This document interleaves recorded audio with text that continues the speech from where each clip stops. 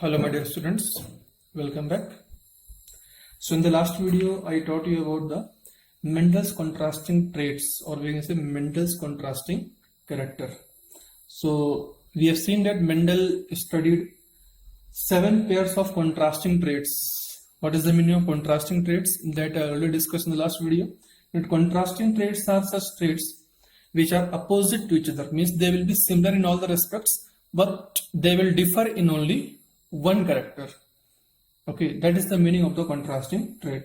So that's 7 contrasting traits we studied in the last video, that were flower color, flower position, pod shape, pod color, seed shape, seed color, and finally stem height. So these were the 7 contrasting characters that were studied by the Mendel. Now we have to study about the inheritance of one gene. Inheritance of one gene means that is also called as monohybrid cross. But directly we cannot understand monohybrid cross or the inheritance of one gene. In order to understand the monohybrid cross and dihybrid cross, means whatever the upcoming discussions are there, in order to understand them, we should know some basic terms related to the genetics. So in this video, basically I will discuss some fundamental terms that are required to understand the concept of genetics. Okay, so one by one I will discuss. First term that I want to discuss is gene. First term is gene. So what is the meaning of gene? Before I discuss what is the meaning of gene, you should know where this gene is present. So all of you know that inside a cell, nucleus is present, and the control house, or we can say the control and coordinating center of nucleus of the cell is the nucleus. And inside the nucleus, what is there? Inside the nucleus, DNA is there. What is DNA? DNA is deoxyribonucleic acid. Okay, so inside the nucleus DNA is present, but how the DNA is present? Usually that DNA is present in the two forms. It may be present in the form of thread-like structure, or it can be present in the form of fiber. That thread-like structure which is present inside the nucleus, that is called as chromatin reticulum, or that is also called as chromatin fiber. Or if not, it may be present in the form of chromosome. So these two are the main possibilities inside the nucleus, means either the DNA will be present in the form of chromatin reticulum or chromatin fiber, or it will be present in the form of chromosome. So either it is present in the form of chromatin reticulum or chromatin fiber or chromosome, basically that is made up of DNA. So what happens? Suppose a diagram I am discussing here. This is the structure of chromosome. So technically this chromosome is made up of DNA. Clear? Now on this chromosome, you can see different segments are there. Clear? So these segments, obviously these segments will be made up of DNA. Clear? So these segments of DNA which are present on the chromosome, and each segment will code for a particular character. Each segment will code for a particular character. Such segment of DNA present on the chromosome which code for a particular character is called what? Gene. Means if somebody asks you where these genes are present, then you can say these genes are present inside the nucleus. Okay, so what are genes? Genes are segments of DNA present on chromosome which code for a particular character. Which code for a particular character. Means we can say one gene will code for one particular character. Clear? But here I am giving you a note.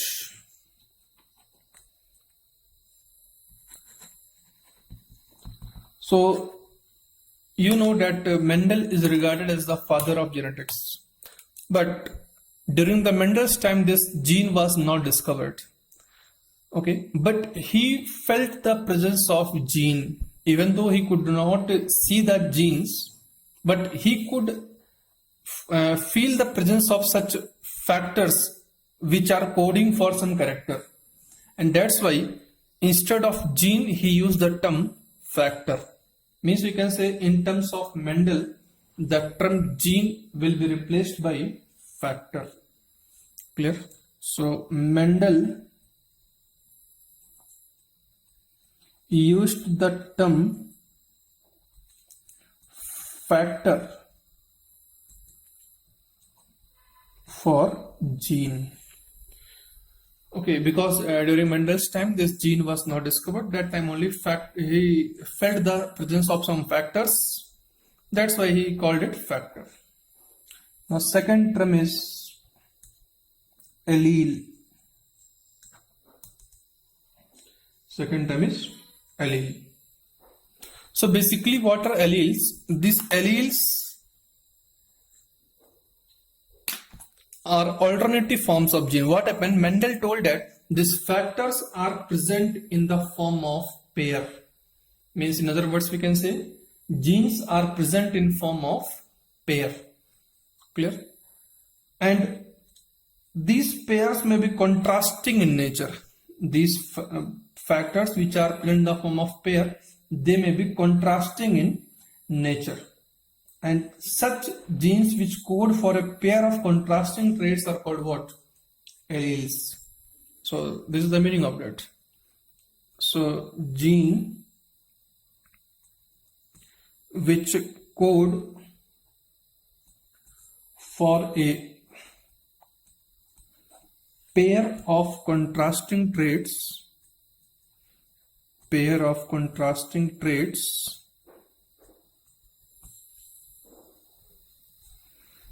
are known as allele. Just I want to make it simple here. Suppose this is one chromosome. One thing you should know that this is also the structure of chromosome and this one also the structure of chromosome. Okay, what is the difference? That I will discuss in the coming discussions. So what happened?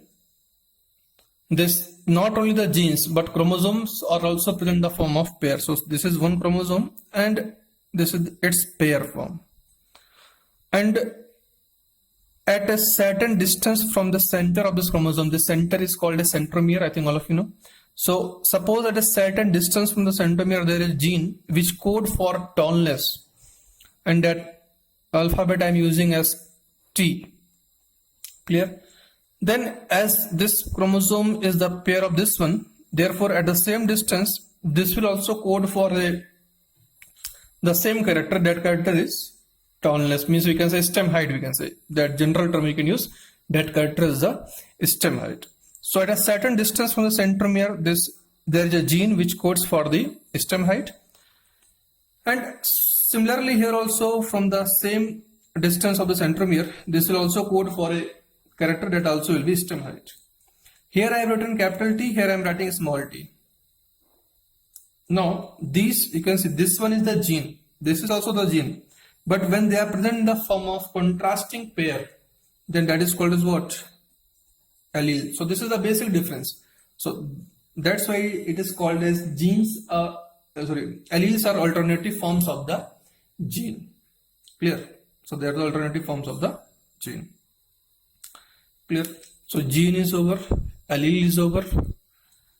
Now third term is homozygous.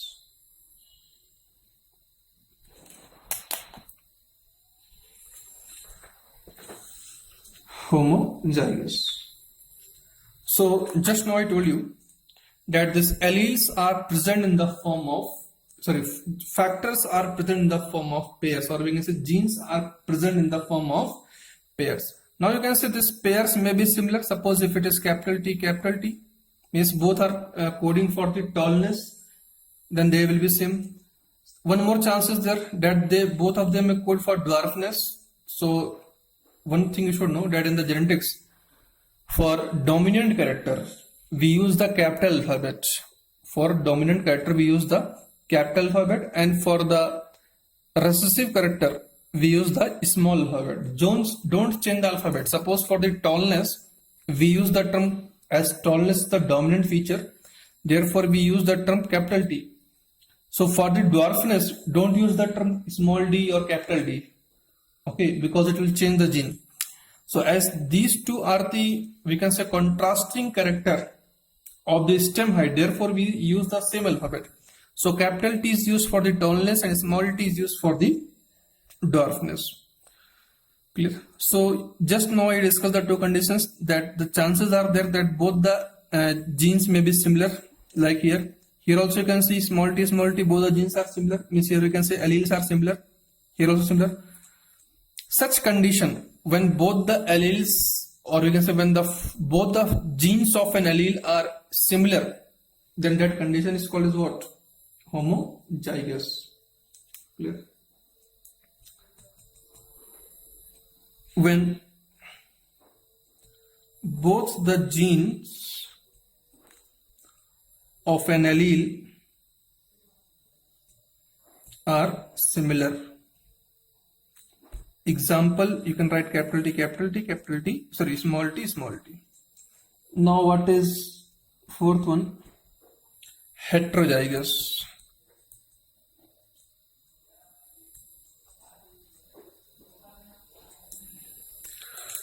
Heterozygous.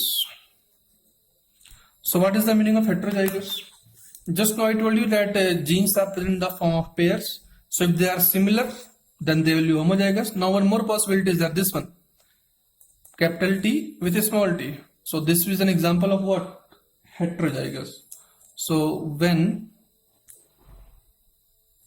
both the genes of an allele are dissimilar. So if both the genes of an alleles are dissimilar, they are called as what? Heterozygous.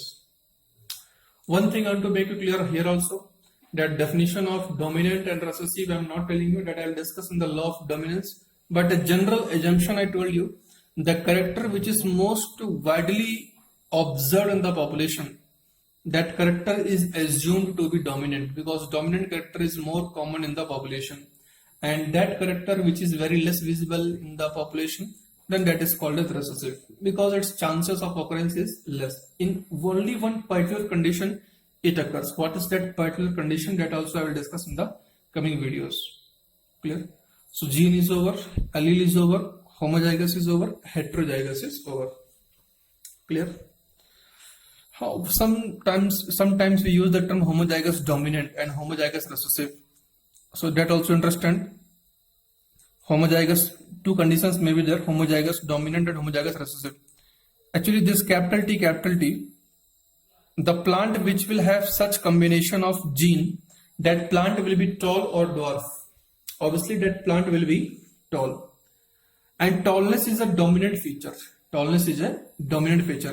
Therefore, this is a homozygous, that is no doubt that this combination of allele is the homozygous, and as it represents for the dominant trait, therefore this one is considered as the homozygous dominant. Now suppose another plant which has this combination of allele, means both the genes are small t, means both the genes are coding for the recessive character. Recessive character means the dwarfness.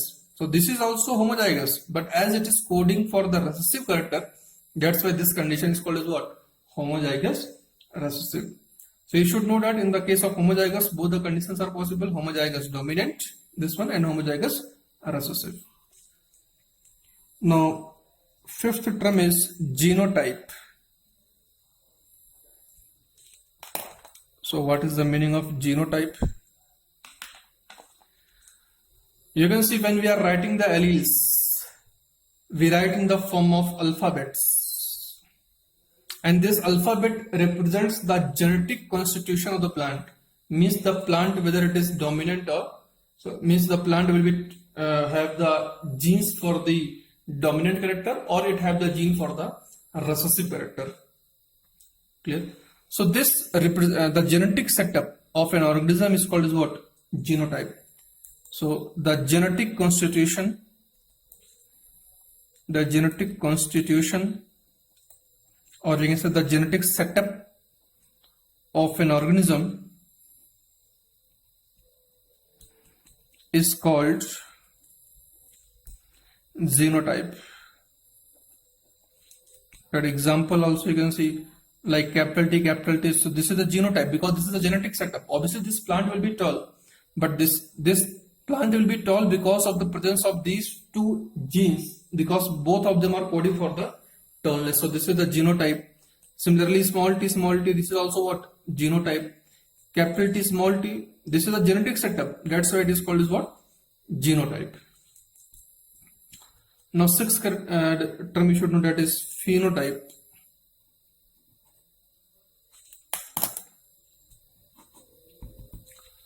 Actually, phenotype is that character, means this is the feature that is visible from the outside. Merely by seeing the plants from the outside, we cannot tell its genotype. But what the character we see from the outside, that the phenotype of the plant. Like we use the term tallness, dwarfness, any color like purple color, white color, or we can say the seed is yellow or green color. The pod may be inflated, or you can say it can be constricted. So all these characters we can see from the outside. So the characters which we can see from the outside, they are called as what? Phenotype. So the external morphological character,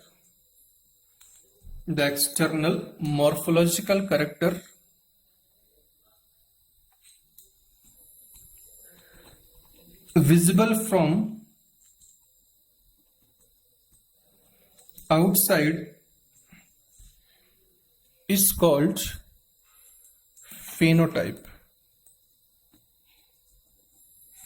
phenotype. That example you may read like tall height, green seed color,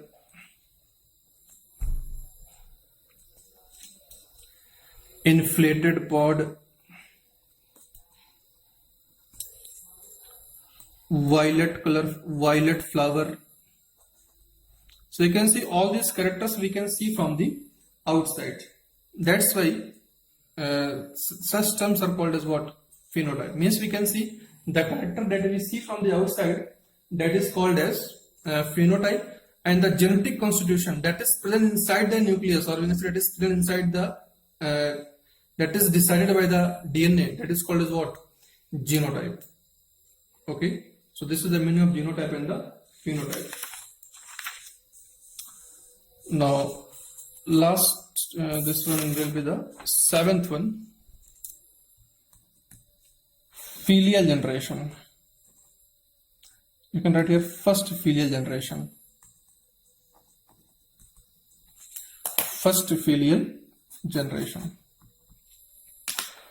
Suppose if a plant is tall,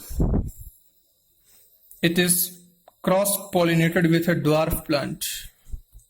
So obviously when a tall plant will be crossed with a dwarf plant, it will result in the first generation. So this first generation is called as what? First filial generation. Clear? Just to understand it, definition is not required. You should know what is the meaning of first filial generation. So the first generation which is formed directly from the parents, that is called as what? First filial generation. Now suppose if the first generation means F1, that is also called as EF1. If it is crossed with means if it undergoes for the self-pollination, means F1 will be crossed with the F1, means it will undergo for the the cross-pollination, but between the two F1 members. Then it will again it will form the second generation. It will form the second generation, and it is also called as EF2, or we can say it is called as second filial generation. Okay, so this is the meaning of filial generation. So first filial generation, or we can say F1, is that generation which is formed directly by the crossing of the parents, Second generation, or we can say F2, or this is formed by the cross of the two members of the F1. Clear? So these are the basic terms that you should know in order to understand the Mendel's law. Okay, so from the next video I'll start the Mendel's law. Thank you.